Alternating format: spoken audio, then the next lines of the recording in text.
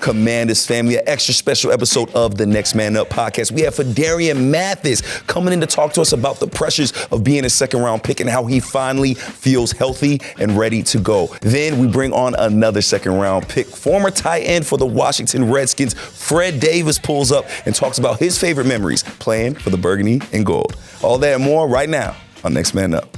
This episode of Next Man Up is brought to you by Cantaloupe, proud kiosk partners of the Washington Commanders. Now, we know you hate waiting in lines for your concessions, but we got something for you. Go to the club level of Northwest Stadium and find yourself one of these Cantaloupe self-serve kiosks. Put your order in, then head back to your seat. You won't miss a minute of the game. They will bring the food to you, and you can enjoy the game without any lines, without any hassle, and without missing a second of game action. That's self-ordering powered by Cantaloupe. See you at the game, Commanders family. Now, let's start the show.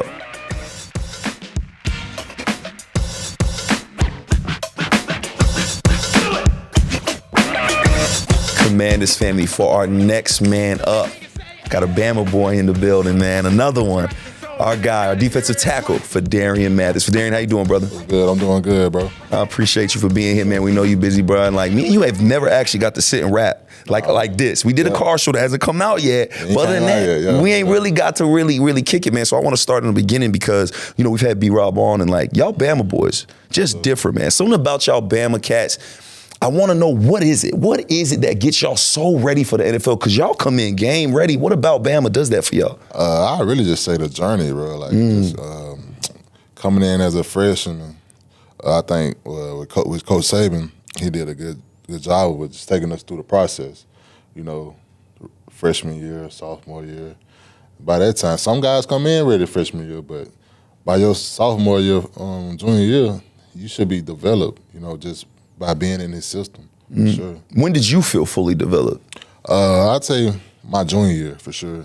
I started to develop more, you know, just being around, you know, in his presence, you know, learning how to become a young adult, you know, just being around his presence.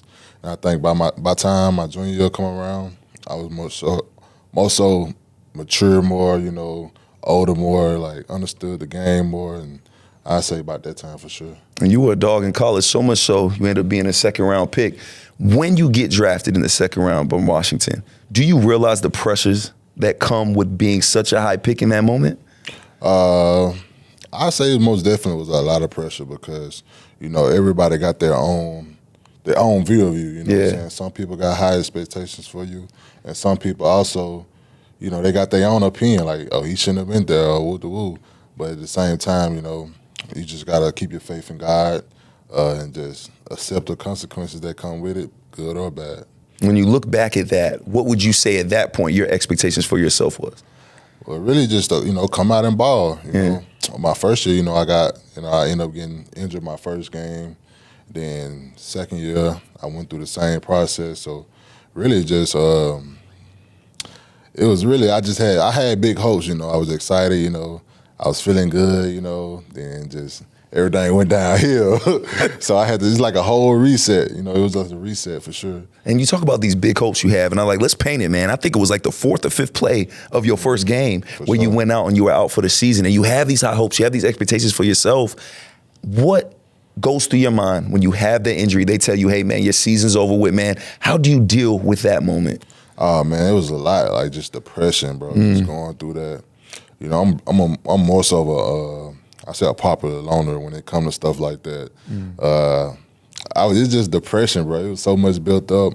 I stopped coming to meetings. I just wanted to be by myself. Wow. So just after dealing with all that, it was more like, man, let me get back into it more, you know. I started coming back around more, started feeling the presence of my teammates and stuff like that. So I think just being around them, they kind of helped me, brought me out of my shell a lot for sure. And when you're depressed, man, it's hard to even get to that point where you go around your teammates again and let them allow you to get yourself out of your shell. Sure. So how did you get to that point? How did you get through this depression and get out of that dark place? Just talking to Dr. Roberts. I know you remember her. Yeah. Dr. Roberts. She was great. Yeah. She kind of helped me get up out of that. She just talking to her every day. You know, we had those one-on-ones where she helped me cope with the pain that I was going through, you know, all the depression. And so just, you know, being around guys like John, bro, I think he was the one for sure. One of the big brothers, like he played that role with just encouraging me to do things better. Just take my time. Just you gonna be back, bro. Just be patient. Be patient.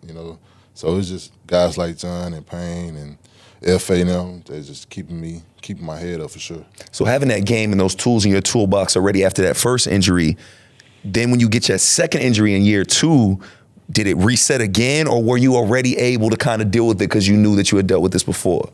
Nah, I mean, it kind of just went back. It was like, dang. It's like, dang, I can't catch a break. I'm like, dang, what's going on? Yeah. It's like, dang, bro, I'm supposed to be here. It's like, it's so many questions you go through, you know what I'm saying? But then again, that just played a role of me just getting closer with God. I started getting closer with God. I just started praying more, just started, just giving more time to God. And then I just say, like, just this year, I just been the healthiest I ever been. You know what I'm saying? I changed my life around a little bit. I had to move different, had to, change the way I was doing things. I think that played a big role in it for sure. And I mean, it's clearly worked out, man, because it's very interesting. You're one of the few holdovers from the last regime, right? Like, they came in and they cleaned house, but they kept a few guys. They kept those guys that they know were dogs. What did it mean to you to have that vote of confidence from this coaching staff that did not draft you, this ownership that did not draft you, and they say, you know what, we're going to keep you here and ball with you? For sure. It meant a lot because just going all the way back to the summertime, bro, it's just all the work we put in. Yeah. It's my D-line coaches, they believed in me so much. They played a big role in me just coming out my shell this year, I feel like I improved because of them, They gave me the confidence that I have now. Just for them bringing out the confidence, it mean a lot, you know what I'm saying? Because I say like 2 years ago, I want the same feel that I am today for sure. And you keep using the word confidence, man. So I'd love to hear what your definition of that when it comes to you and the way you play the game. You keep saying you got that confidence back. Where is your confidence at right now? Man, I ain't like my confidence there. It's like it's through the roof. Like 2 years ago, I wouldn't have the confidence that I have today without my D-line coaches for sure. And confidence to me is just knowing you can go out there and do your job. You can be unselfish. Put it on the line for the team, and just be a team player and just also just locked in on my keys, locked in on the things I got to do. To contribute to the team for sure. And being a team player in year 3 means that you're starting to become a veteran yourself, right? And you got a young guy in Johnny Newton that gets drafted. Another second-round pick comes in, also deals with an injury right out the gate, man. How were you there to help him out and kind of talk to him? Because, again, you lived that same life. For sure. I was most definitely gave him advice on, the things not to do, just like the things I went through. Like I just told him, man, you got to stay around. Don't go off in your own lane trying to deal with it by yourself. Most definitely just stay around with the guys, keep coming to meetings, just stay in the building, keep your presence felt, because when you got people like that in your corner, like the guys we have on this team, you're gonna be just fine. And now he's healthy, and now you guys get to line up with each other, and you guys are both getting a lot more minutes now that Jonathan Allen, went down, and you're getting those opportunities, you're getting those reps, man. What has it been like being able to finally be on that field, being able to finally show what you can do? It feels good, it's a blessing. But I also know, guys like, the John injury, it kind of helped us out a lot because, we get more snaps, but at the same time, we get to show John that we got his back, what I'm saying? Yeah. We're not going to let him down, even though he going through that. We had to step up. It was a big call for both of us, to step up at this time because we really needed John, with him going through that injury. It could have been a setback if we wasn't ready, Yeah. Could have been a real setback if we weren't ready. And I think our D-line coaches prepared us well to step up for sure. And it sounds like John helped you be prepared as well. Like you said, he was a big reason why you were able to get through that injury. Have you been able to be there for him while he gets through this injury? Because it's a lot different when you're deep in your career and you suffer injury like that. Yeah, for sure. Like I just I think it was like 2 days ago, I was just around him. We was in the lunchroom, and I remember him telling me this when I was hurt. He was like, "All right, Phil." I said, "What you eat now?" So he was down there. I was like, John. You're out here getting fat now. I'm woken up. So I was reminding him of that. And also just like how he was telling me when I was younger, he was like, man, just stay around. And, you know, he just had a kid and stuff, so I understand that too. But John also still been present. You know, he still been around, you know, just showing his face and just also giving us tips and keys on, you know, what he see from us on film, for sure. And that's got to be so helpful for such a young defensive line room. And something else has got to be helpful. Daryl Tapp. That is my favorite person, probably walking around in this building. All you guys smile when you hear from him. Can you talk about Daryl Tapp and what you've been able to see from him as a defensive line coach and what he's really done for this defense? He done a lot, you know, not just for the defense, but I mean, not just for the D-line, but also for this whole defense, man. His presence, I think, you know, the presence that he bring into that room, bro, he uplift the guys. He give us so much confidence in ourselves, you know. I think he been a big impact on me for sure, you know, since he got here, because he just installed, like, I know I lost the confidence in the first 2 years. Yeah. So it was like when he came, it's just like, man, I just want to play. You know, he make you want to play for him, you know what I'm saying? He just make you want to, like, I don't know, you just want, you know them type of coach that you would lay it on the line for? Yes, sir. He one of those guys that I just lay it on the line for, because I know he giving me so much tools to use out there on Sunday nights, for sure. And it seems like this coaching staff is full of that. Sharif Floyd, Willie Gay, and then you have a Joe Witt Jr. who's being a defensive coordinator for the first time, man. Show some love to Joe Witt Jr. because I know his impact on you guys on and off the field has been huge. Nah, Joe, he doing his thing for sure, you know what I'm saying? Everything I say is just like, it goes back to confidence, bro. Yeah. They believe in me so much, and I can feel it, and it just give me confidence. So just with Coach Wig, Coach Sharif, Coach Tapp, and RK, man, they give me so much confidence in myself. It's like, damn, I ain't believe in it like that. Yeah. So it's just like, it just boosts me up to just keep going, you know what I'm saying? They believe in me so much, and they just give me so much high praise, you know, even when the other people don't. So it's just like, I love them for that, and I'm always going to appreciate that for just giving me my confidence back, for sure. Well, you've earned it, bro. You've come out there and you've earned it. You've heard the coaches say, like, how hard you've worked, and you could have easily signed off, man, but you stayed in and you kept grinding, man. So last question for you, because you said it, everybody has expectations for you. Everybody has this type of player that they think you are. But now that you're healthy, now that you're feeling good and your confidence is back, look in that camera right there and tell the fans, what type of player is Phidarian Mathis? Oh, man, I'm a dog. You know, it's always been in me, you know. It's always been there. It's just, you know, people have setbacks. But, you know, I'm a dog, bro. You know, I'm gonna fill up those gaps for all linebackers, and I'm just gonna continue to keep improving. You know, I'm not there yet. I'm not perfect, but I'm gonna continue to get better, and we're gonna just continue to level this defense up week by week, for sure. Hey, brother, we have appreciated having you on, man. It's been so much fun watching you on that field. Do your thing. The energy you bring, man, the excitement you bring, it means a lot to us in this fan base. For Phidarian, man, I appreciate your time, brother. So appreciate it. I appreciate you, man. This episode of Next Man Up is brought to you by Cantaloupe, proud kiosk partner of the Washington Commanders. We know you hate waiting in lines. We know you do not want to miss any game action, so we have something for you. Go to the club level at Northwest Stadium and find one of these self-serve Cantaloupe kiosks and place your order, then head back to your seat. You won't miss any of the action. You will get your food delivered to you so you can enjoy watching your Washington Commanders. Cantaloupe is the proud kiosk sponsor of the Washington Commanders, making your game days even more convenient. Commanders family, for our next man up, we have somebody very, very special. Drafted in the second round as a tight end, went to USC, a Cali boy, but got drafted by the Washington Redskins, and now he's back to show love and talk about his memories. Welcome in the tight end, Fred Davis. Fred, how you doing, brother? Good. How you doing? Thank you for having me on, man. Appreciate it. Oh, man, you know, I always appreciate y'all time, and it's always great to have, you know, ex-Redskins come back and talk about the glory days, man. So let's start from the beginning, because like I said, you was a USC cat. You balled out so much out there. You got drafted in the second round, and back then, tight ends weren't really getting drafted super high. It was very rare, so getting drafted in that second round, let's go back there, man. What was going through your head? Did you know you would be drafted so high? Did you know you were going to be a Redskin? Man, I had no idea. And you know what's so funny about that is like, when you're in that process, I mean, I didn't know that teams take you for visits. Other teams take you for visits for other teams and just to play that draft game. So the teams that took me on visits was the Saints, the Cowboys, Arizona, and the Jets. So I had no idea, that I was going to be drafted to the Redskins. My agent didn't even mention it, like even one time.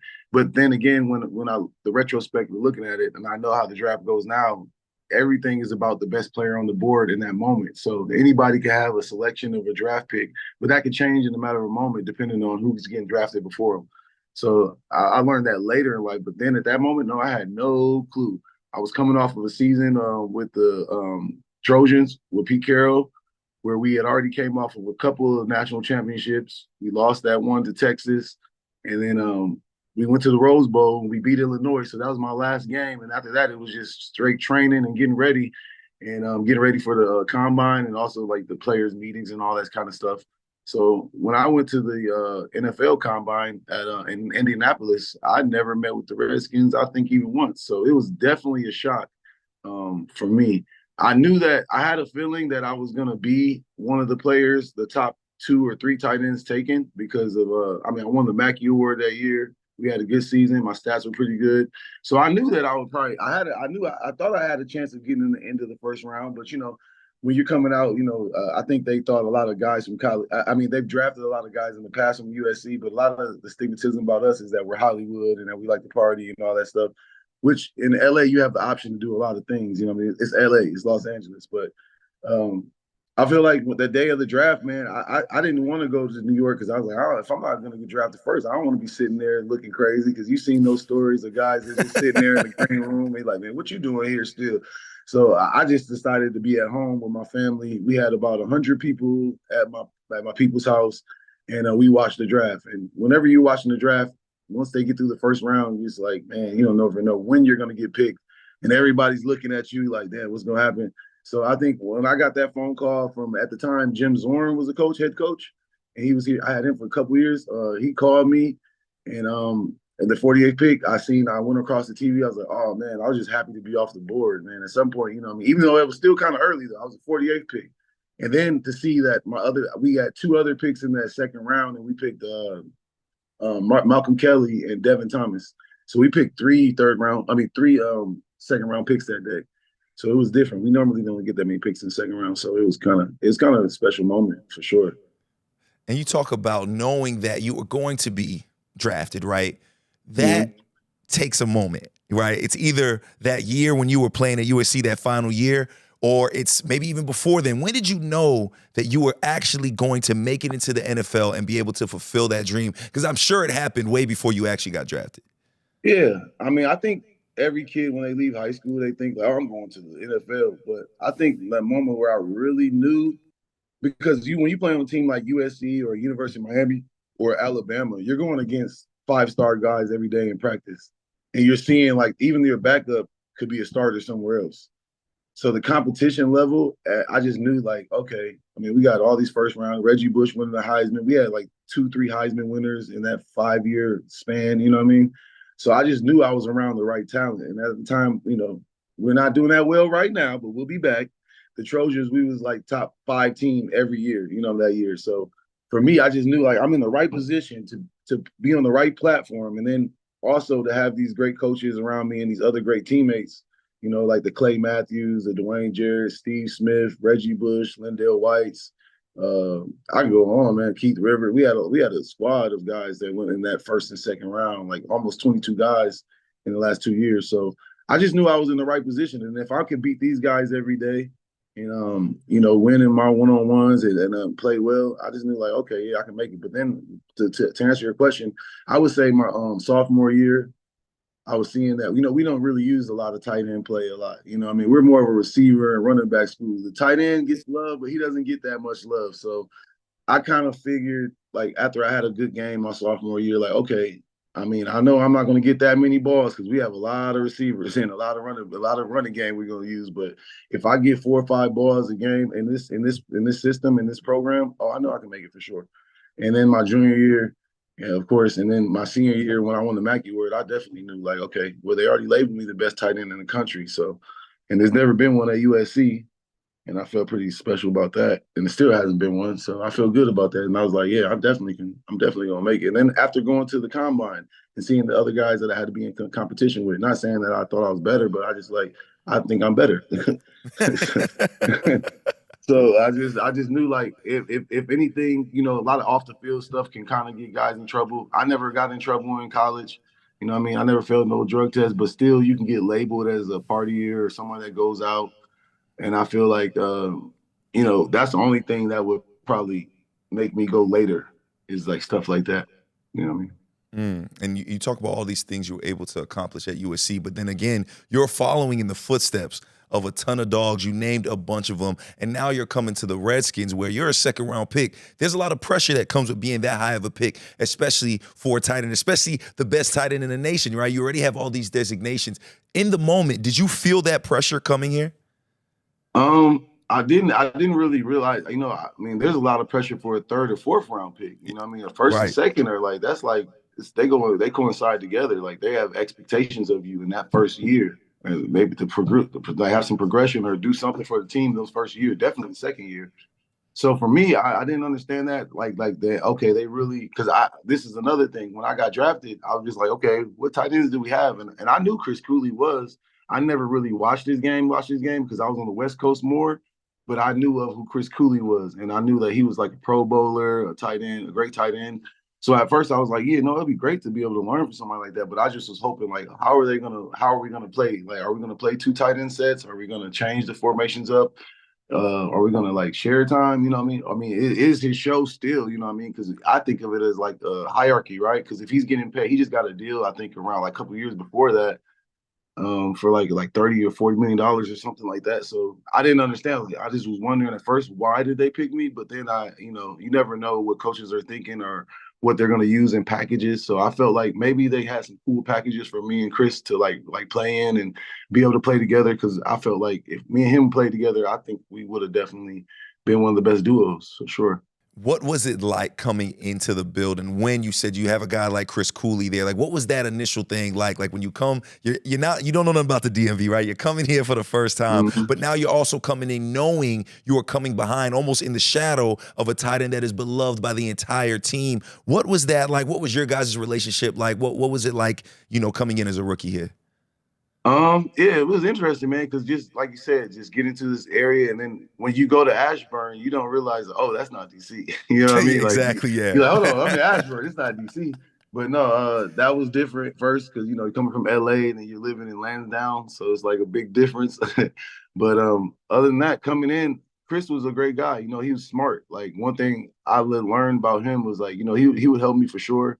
Um, he wasn't one of those guys that try to, tell you the wrong play or, if he wasn't going to help you, he wouldn't say nothing at all, which I respected, because he wants you to do it yourself and learn yourself. Because a lot of guys get a guy that will tell him the wrong shit and have him fuck up on purpose because he's a rookie or you feel like he's coming in here to take your position. You know what I mean?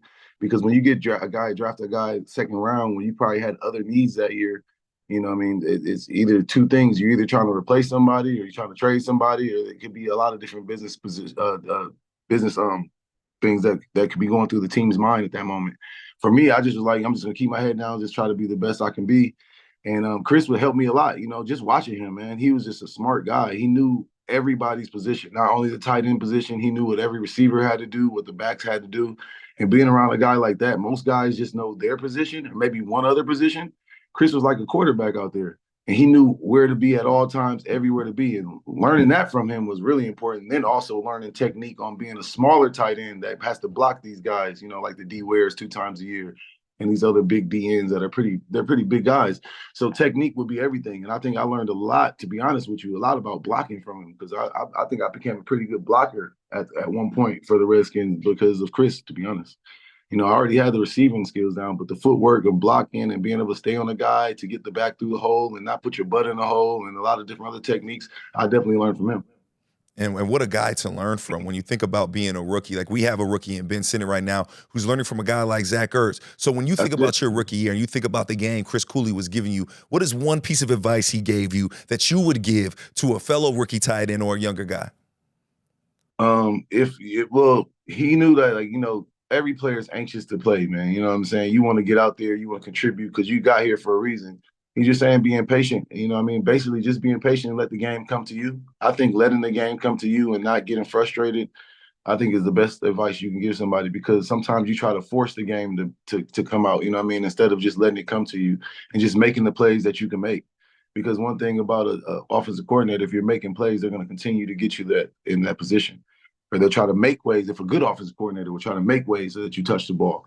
You know what I mean? So I think that's very simple. Just, just letting the game come to you and then actually studying film, because a lot of guys, when you come from college, you study film, but at the quarterback position, but the tight end position, you study film, but you don't have that much to study when you're like, except for like fronts and maybe in some coverages. But you can easily get away with not studying and still being able to play a good football game at tight end. I think he made me realize how important knowing what opponent you're going against each week. The different variables they could bring, because every player is different. You might got a guy that is a speed, quick guy. You might got a guy that's a power rush guy. Just the different nuances of the players that you could probably go against. I think studying, really, just the film room. That's one of the major ones that I feel I definitely he really implemented in me, because I watched how much he knew. He could see something before the coach seen it and go to the coach and be like, "Hey, I'm seeing this look right now. This is what I see on the field," and stuff like that. Being able to do that helps a lot. Makes the game easier, makes it slower when it's already fast. And it didn't take long for you to get comfortable, because I believe in like 2011, you had your best year of your career. Of course, you were with the Redskins. I believe you got Offensive Player of the Year for the Redskins that year too. It's a very interesting year, because you had your trials and tribulations, but then you still balled out. You still got that recognition at the end, man. Talk about that 2011 season and what you remember from that and what that was like being such an integral part of this offense. And so to tell you something else, like before that happened, like the 2008 season, they didn't know how to use both of us, right? And that's one of the things that I was worried about, and that kind of got me frustrated, right? I was really frustrated because I was like, I know I can play right now. I'm doing it in practice. I'm like literally killing our first team every day in practice. Like Cooley would come to me and be like, "Man, I don't know why they're not using us in 2 tight end sets." But at that point, you had a coach like Jim Zorn. No offense to him, he's never been a head coach before, and he was taking on the position from being a quarterback coach to offensive coordinator, now being thrown in the head coaching position with a whole bunch of guys with different. And that time in our team, I felt we had a whole bunch of different personalities. There's a lot of different personalities. You know what I mean? So that first year, I don't know, I probably had like a couple hundred yards, nothing crazy. But then the second year is when I knew I was supposed to be here, because in 2009. And this is a story that I'll tell people because it helped me a lot. It'd be a guy like this on your team sometimes you need to listen to. I was with Chris Samuels, and me and him became really close. Chris Samuels, offensive lineman, 10-time Pro Bowler. He just seen me one day on the sideline pouting, and I think a lot of guys do this that are young, right? And I would say, like, I was just out there pouting, like, man, this is bullshit. Like, I know I'm supposed to be in here. I'm supposed to catch some balls. And I don't wish no ill will on nobody to get hurt or nothing like that. But that game, he just said, man, one thing about the NFL, you got to stay ready and be ready. Doing this ain't going to help. You got to be ready and stay ready. And then when he said that to me, I was like, you know what? You're right. I got to be a professional. And even if I'm not getting what I want in this moment in a selfish way, I still should be a team player. You know what I mean?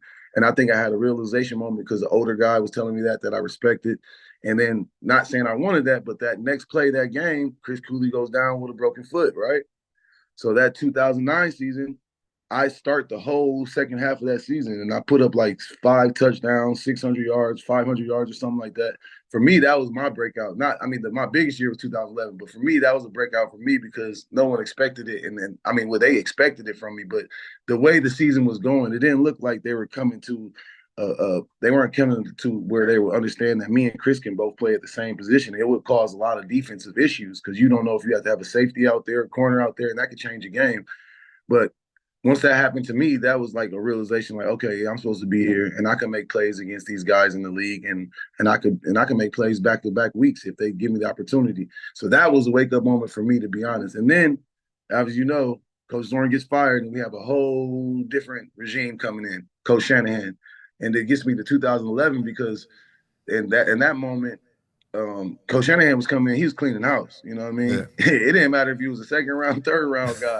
If you didn't perform in practice or you didn't play to his expectations or was trying to be that type of player, oh, he was getting rid of you. I seen a couple third rounders go, a second rounder go, even a older first rounder go.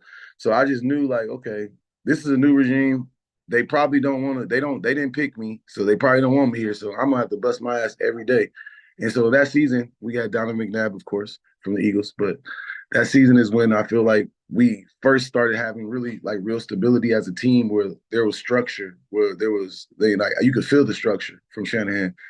So coming into that 2011 season, they got rid of Donovan, and we had a quarterback controversy with Beck and Rex Grossman. And It was just it was a crazy season, man. Because that training camp, I came in a little bit slimmer, more of a receiver style. You know what I mean? I lost probably about 5 or 10 pounds. That first training camp, I think the coaches knew like, oh yeah, he's coming in. This is like my third. This is like I'm coming into my fourth year, right? So I'm at this point in my life where I feel like I'm a veteran too now. I feel like most guys don't get past 4 years. So if I'm getting to this point, I got to start showing people why I need to be here and like why I should be one of the top tight ends in this league, and I feel I can be.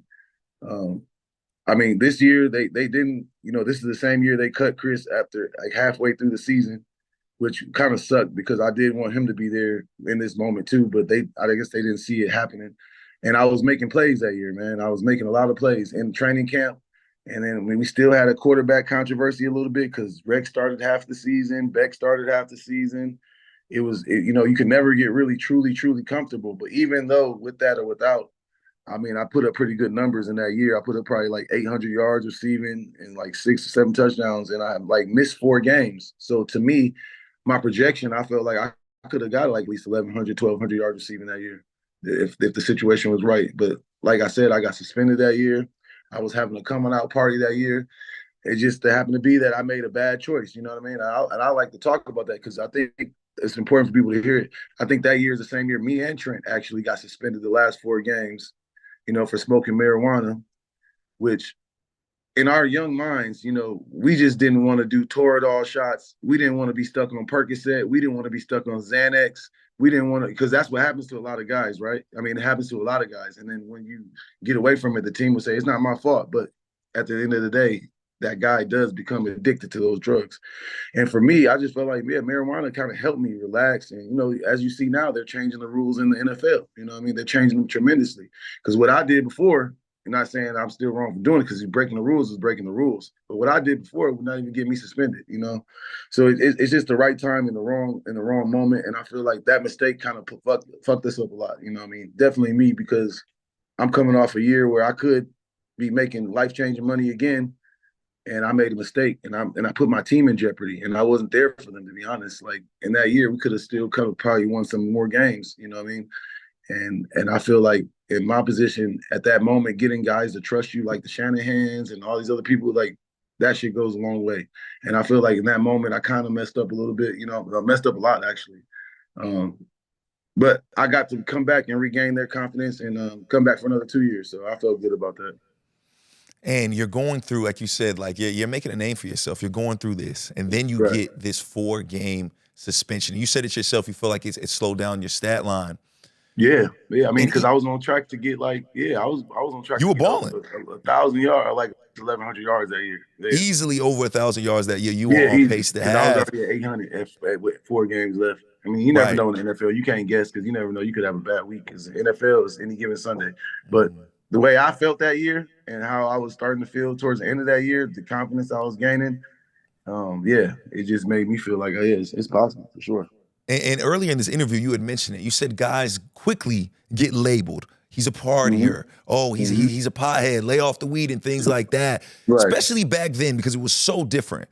After Yeah. that first incident, do you feel like you were labeled something? Like after you got into that trouble, do you feel you were ever going to be able to shake that label of a guy that maybe couldn't be relied on, or a guy that maybe was being irresponsible or breaking the rules? Yeah. I did feel I could shake it, because the Redskins still wanted to franchise tag me after that. So I knew, like, okay, they see my value. I was putting up top 5 numbers that year. And that can kind of feed into your ego too, because you don't really sit back and know, like, hey, you don't really get too many chances with these people to make them trust you. And you got to have your not only that, if I'm going to be a top player on my team, my teammates should be trusting me too. Not, and do I feel like there was a label? Of course. I think I had a label before that, what I mean? But that just helped it solidify it even more, you know what I mean? He's a younger guy in the league, but he's making dumb mistakes. You know what I mean? At this point, you know what I mean? He shouldn't be making those type of mistakes. You know what I mean? Those type of choices or decisions.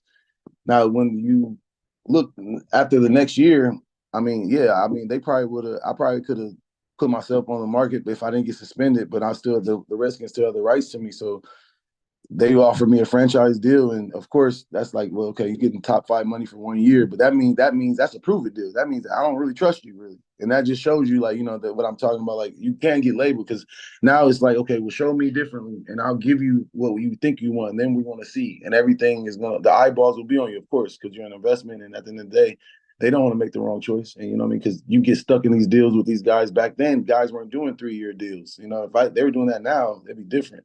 You know what I mean? They was doing 5 year deals, 6 year deals, stuff like that. So the game has changed where now a guy, you can get him for 2 or 3 years, and then it's like, you know what?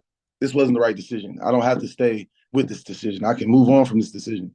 But the guy might make a little bit more money, but still I don't have to stay attached to this person. So that year, I think I had Drew Rosenhaus at the time. I was in Miami training. I was like, you know what? I'm just gonna come back, train hard as hell. I'm gonna, you got to get tested almost every 2, 3 weeks. That's stuff that you got to do at the drop of a dime. If you're not there in 3 hours, that would count as a suspension, even if I wasn't stuck in traffic. So you do have to do things to make yourself seem responsible to the league and to your team. So it's not like you just get to chill and hang out. No, you get tested you got to go to a therapist every week. You know what I mean? So it's steps you got to take, and you got to continue to do that until you're out of the program, which would be a year and a half for me at that point. So to answer your question, yeah, I knew I could shake that situation, because I just knew, like, my team valued me. When talking to the coaches and to Bruce Allen at the time, he was telling me, like, this is a bad choice you made. You were one of my favorites. I have a lot of hope in you. So that kind of gave me clarity too. When you got your head coaches and your GM talking to you like that. So I knew I could do it, but it would just really come up to me, come down to me. And you had a few trials and tribulations in your career. You have an Achilles injury. You have all of these things take place while, again, you are showing the world how capable you are, how great you are. Yeah. Do you feel that NFL fans, that the league, that the world got to really see how special Fred Davis, the NFL player, was? No, I don't think so. I think they seen like pieces of it. You know what I mean? Because it all comes down to a lot too. I mean, even that year, right? I tear my Achilles that following year.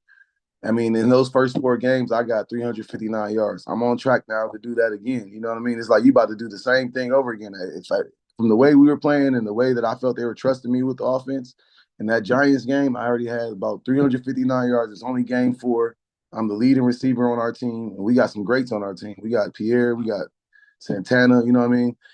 And I just felt like, man, on this path, boy, even if I didn't get that 1,000 before, I put up 8, and then if I put up 1,000 this year, that's putting a couple years back to back. That's pretty, top 5 in the league at that moment.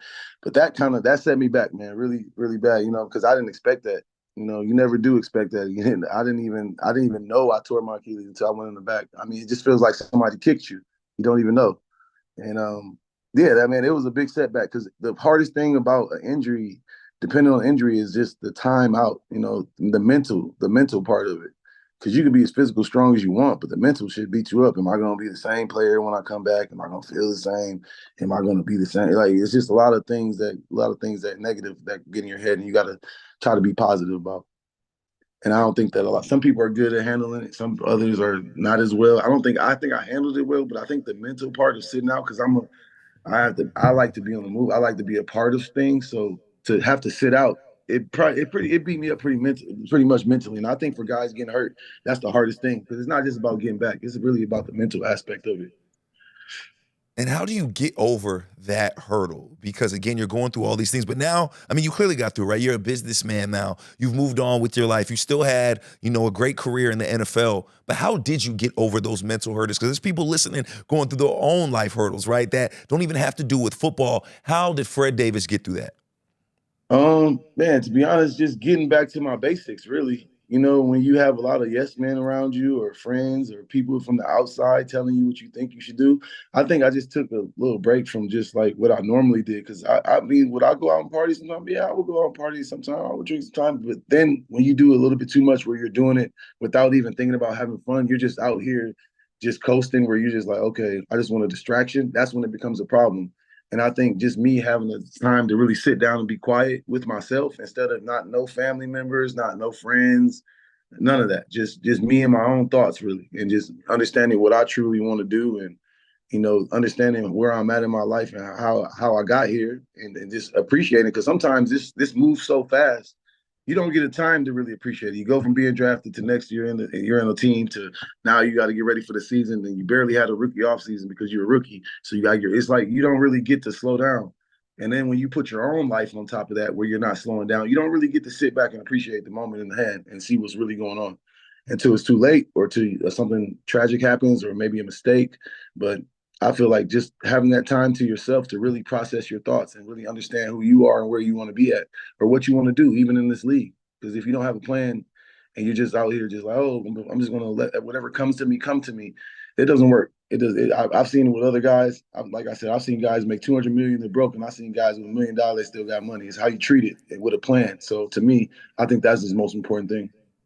Fred, we appreciate your insight and your game, man. And now we're in a season where things are looking great. Now, we're recording this before the Dallas game. However, this will be coming out after the Dallas game. So we won't talk about that game so much. However, you did say you will be at the game. So just talk to me what it means, because you stay close to D.C., like Cali and D.C., like those are your two homes.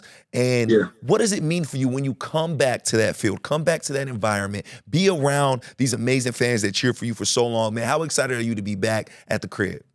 I'm just excited because, we haven't really had a lot of hope in the past years. You know what I mean? I've been a part of some of those teams where we started out 6-0 and then it tail off at the end, or started out really bad and win a few at the end. I'm just happy to see the fans, because the last time we went to playoffs was 2014, and I was there for that, and the energy there was crazy. Like, they just want to win so bad. You know what I mean? It's been so long, and it's due. I'm just happy to see when I go there, just the energy you feel, the love you feel. You can tell they're excited about the season. You can feel the energy. You know what I mean? Like, just even with the players, they looks like they believe that they can win, which is always important, and it gives hopes to the fans. And to see that we have more people in our stadium that are our fans than the other team's fans, that's the most important thing. Because that for a little bit there, we starting to tail off in the end, but now our fan base is starting to come back. And there's nothing like a Redskins / Commanders fan, but the Commanders, there's nothing like that. You know what I mean? To see those, because they love their team. They love football. And just to go to the stadium and, like I said, to beat these teams and to have the season that Jaden Daniels was having, and Terry, Scary Terry, and Ertz, the tight end, and then the running game, and Robinson, and that defense is playing pretty well. I just think it's a great thing, and it's fun. It's fun to watch, and it's fun to be a part of. There is no better place to be on a football Sunday than the DMV. Fred Davis, thank you so much for joining us, man. I appreciate your testimony and just being so honest with us, man. We got to have you back on. I feel like, we and you could dive into a lot more things. For sure. But for Fred, I appreciate your time, brother. Definitely be back, brother, for sure, Big B. For sure. Yes, sir. Commanders family, this is our next man up. Tight end, played his whole career with the Redskins. My guy, Fred Davis. Appreciate you, brother. Thank you, brother. Appreciate it, man. Thanks for having me. Commanders family, I hope you've enjoyed this episode of Next Man Up. Now, if you want to catch our old episodes, you can on the Commanders YouTube page or stream the audio wherever you get your podcast. I am Brian Copa Jr., and this is Next Man Up. Catch y'all next Friday. Cantaloupe is the proud kiosk partner of the Washington Commanders, making your game day experience more convenient.